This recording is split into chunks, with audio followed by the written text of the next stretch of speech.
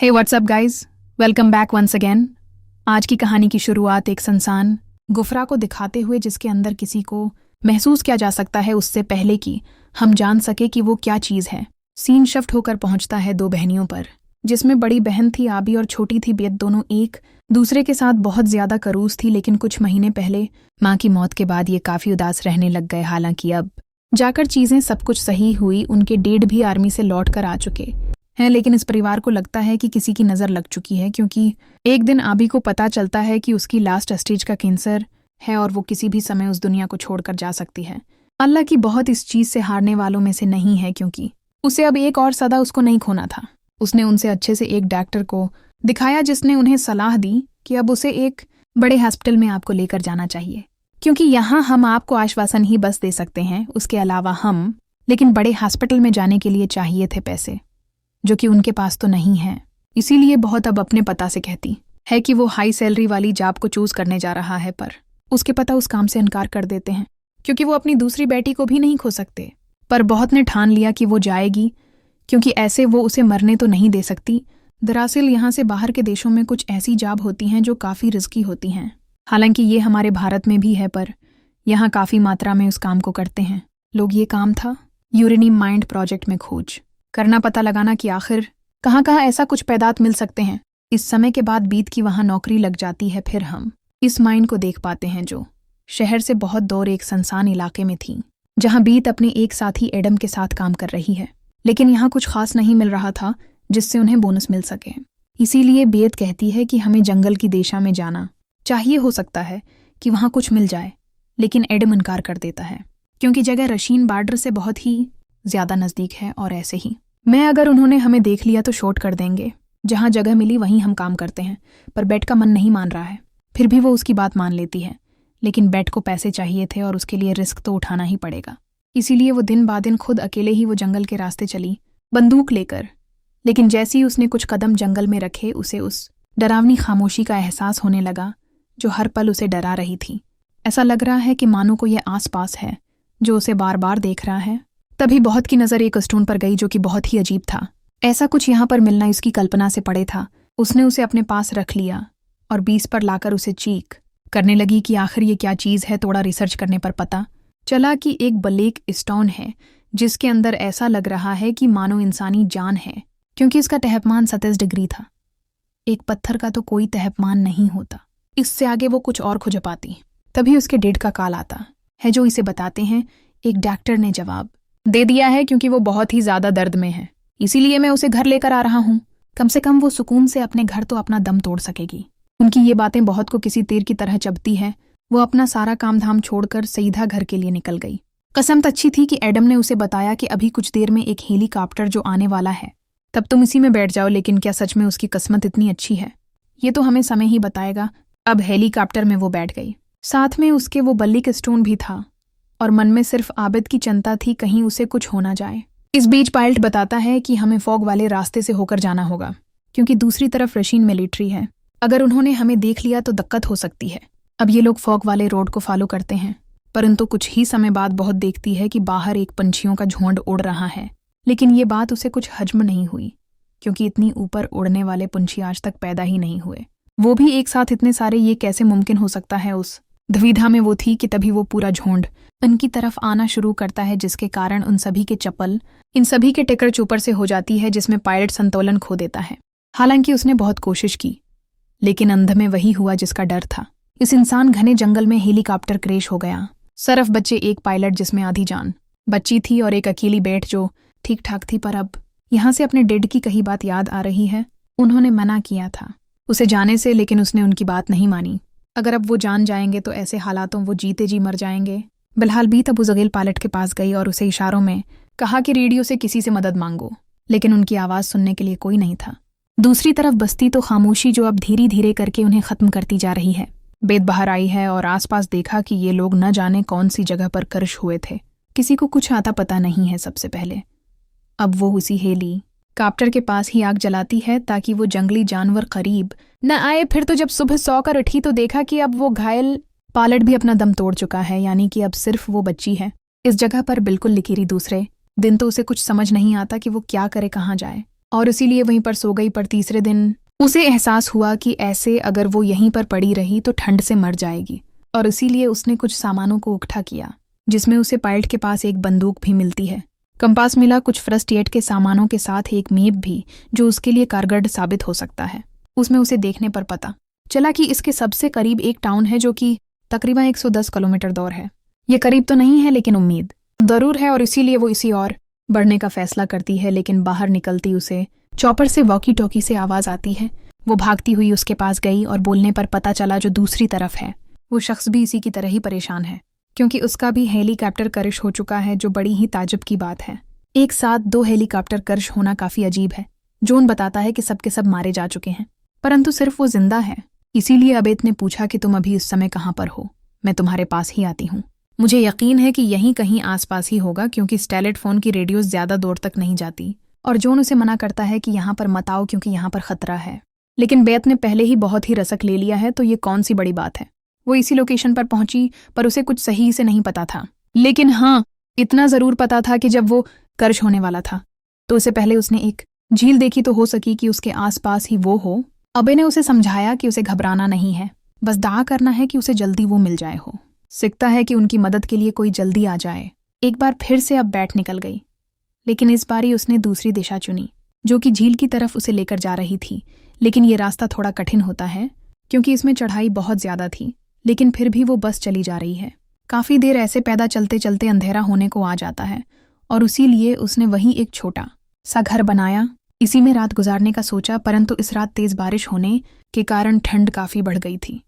इस दौरान बेतुसी बलीक स्टून को अपनी बैग से निकालकर देखने लगती है। तब उसे महसूस किया कि जब वो उसे छू रही है और तब उस पर कुछ अजीब सी प्रकृतियां बन रही हैं, जो बात उसे काफी हैरान कर देती है। खैर, अब सुबह हुई तो वो दोबारा से अपना सफर शुरू करती है, पर अब उसके सामने एक खड़ा पहाड़ था, जिससे ऐसे ही पैदल चल पाना तो काफी मुश्किल हो रहा था। इसीलिए वो बीच में रखकर थोड़ा सा आराम करती है। इस दौरान इसकी और जॉन की लगातार बातें होती रहती हैं, जिसमें दोनों ही अपने बारे में कुछ ना कुछ बातें करते रहते हैं।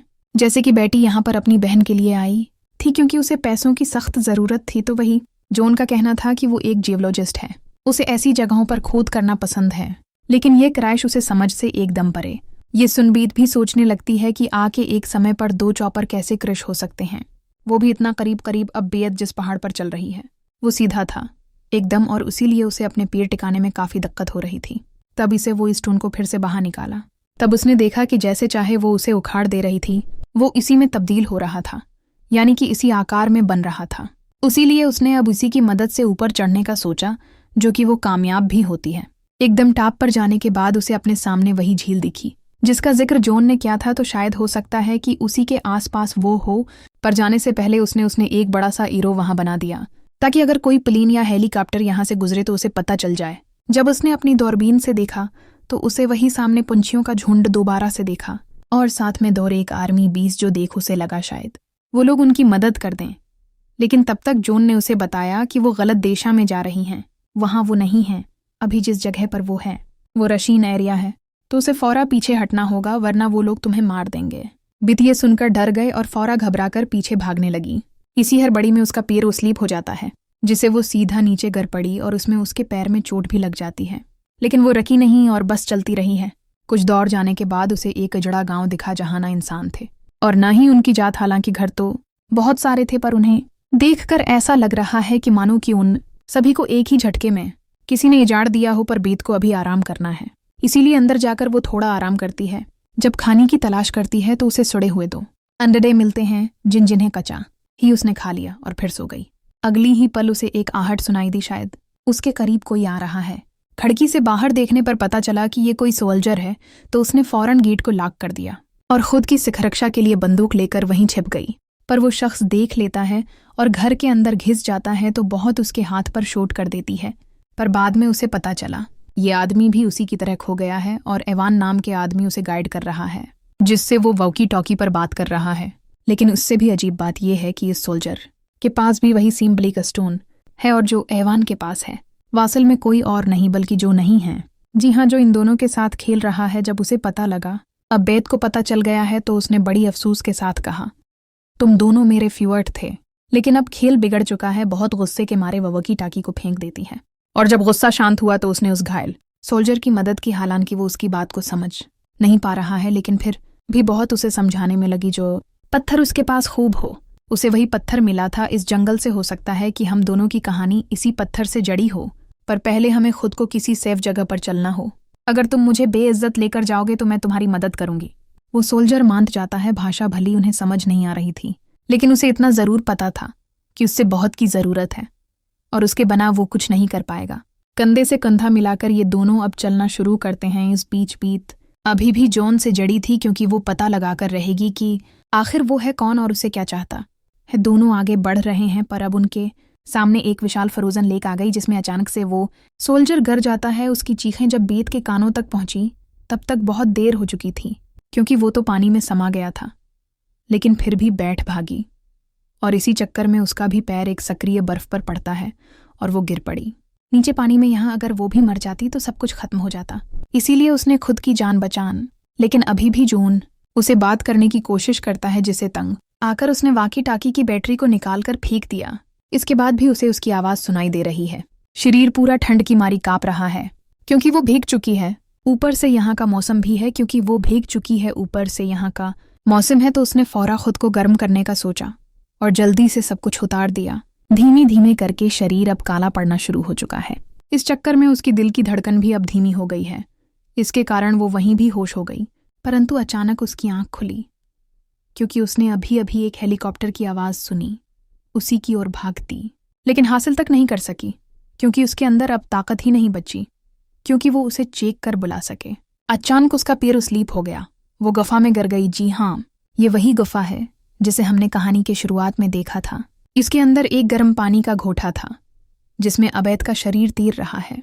पर इसी का नहीं, वहां एक और शरीर था, जिसके अंदर अबूनी अजीब से पत्थरों का वास वो शरीर था। जॉन फिशर का, जो कि एक सोल्जर है। जी हाँ, जॉन, वही जॉन जिससे उसकी बात हो रही थी। बेट ने जब अपना होश संभाला तो अंधेरी जगह पर दी, जिसके चारों और बस वही पत्थर भरे हुए हैं। जो हुआ मैं उड़ रहे हैं, जिन्हें देखकर बेट समझ गई कि वो चीज इस हेलीकॉप्टर से टकराई थी।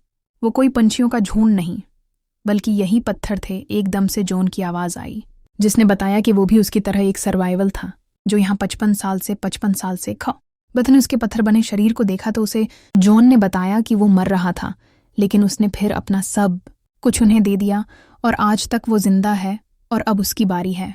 दरअसल दोस्तों, ये पत्थर किसी एडवांस एलिगेंट टेक्नोलॉजी के थे, या फिर एक एडवांस लाइफ फार्म थे, जिन्हें जैनी की इज्जत थी, और उसके लिए उन्हें इंसानी शरीर की जरूरत पड़ती है खुद को जिंदा रखने के लिए। हो सकता है कि ये कोई एक्सपेरिमेंट की गलती हो, या फिर ऐसा भी हो सकता है कि धरती पर खुद हजारों साल पहले आए हो और अब वही चीज बीत को भी करनी थी, लेकिन उसने इनकार कर दिया क्योंकि उसे अपने घर जाना था। तभी उसे अपना घर दिखा, जहां उसकी बहन एकदम ठीक थी। पर वो जानती है कि ये बस इस एडवांस सिस्टम द्वारा बनाया गया एक छलावा है, जिसमें वो फंसने वाली नहीं है। वो सिस्टम उसे मजबूर कर रहा है वो खुद को सरेंडर कर देते, हालांकि उसके बदले में उसकी बहन ठीक हो सकती है। लेकिन अब बीत को भी समझ आ गया है कि मौत को रोका नहीं जा सकता। जितना जिसकी तकदीर में लिखा है वो होकर रहेगा। उसने अपने घर का दरवाजा खोला। बाहर तेज तूफान था, जिस बीच उसे कुछ हलचल आई, जिसे हमें पता चला कि शायद उसे रेस्क्यू कर लिया गया है। 4 दिन बाद जब उसकी आंख खुली तो वो अपने एक दोस्त के घर थी, जिसने बताया कि उसे रेस्क्यू कर लिया है। ये सुनो थोड़ा हैरान भी होती है। अभी उसे फौरन अपनी बहन के पास जाना होगा, जो आखिरी सांसें गुन रही है। तो वहीं उसके पिता भी खड़े थे। दोनों को पता चल गया कि ये बस यहीं तक था जो कुछ भी था, और इसीलिए उन्होंने आबिद को गले से लगा लिया, जिसके कुछ ही पल बहू दुनिया से चली गई। हम इस हॉस्पिटल की खिड़कियों पर कुछ पत्थरों को रखा हुआ देख कहानी सी दृष्टि के साथ खत्म हो जाती है, पर एक सवाल छोड़ गई कि अगर आप होते तो क्या करते? क्या किसी अपने के लिए अपनी अपनी जान की कुर्बानी देते, या फिर ये स्वीकार कर लेते कि मौत अगर किसी की आनी है तो वो आकर रहेगी, कोई उसे रोक नहीं सकता। और यही दुनिया का सबसे बड़। भला आपको कहानी कैसे लगी है? हमें कमेंट करके ज़रूर बताइएगा। मिलते हैं अगले वीडियो में। Thank you so much watching पेसूट।